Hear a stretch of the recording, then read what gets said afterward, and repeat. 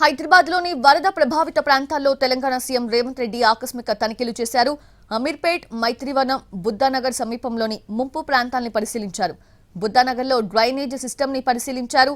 అధికారులకు సూచనలు చేశారు. కాలనీ రోడ్డు కంటే డ్రైనేజ్ కాలువ ఎక్కువ ఎత్తులో ఉండటంతో ఇరుకుగా మారి వరద తీవ్రత పెరుగుతోంది అన్నారు సీఎం రేవంత్. వెంటనే డ్రైనేజ్ సిస్టమ్ని స్ట్రీమ్లైన్ చేసి వరద నీరు సాఫీగా వెళ్లేలా చూడాలని అధికారుల్ని ఆదేశించారు.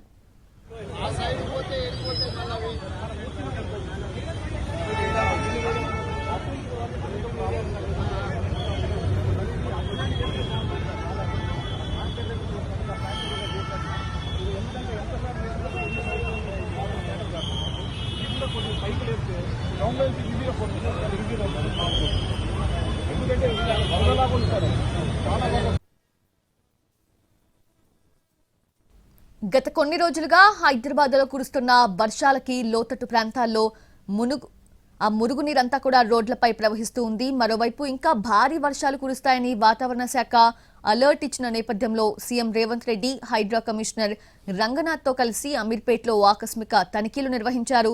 మైత్రివనం సమీప కాలనీలోని గంగూబాయ్ బస్తీలో పర్యటించారు. బుద్ధానగర్లో డ్రైనేజ్ వ్యవస్థను పరిశీలించారు.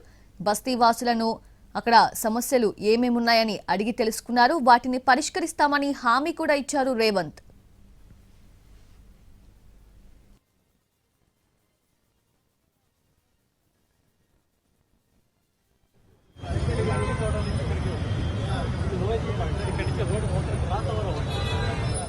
అలాగే పక్కనే ఉన్న గంగూబాయ్ బస్తీ కుంటను కొంతమంది పూడ్చివేసి పార్కింగ్ కి వినియోగిస్తున్నారని సీఎంకు ఫిర్యాదు చేశారు స్థానికులు. గంగూబాయ్ కుంట ప్రాంతాన్ని సందర్శించి అధికారులకు పలు సూచనలు చేశారు రేవంత్ రెడ్డి.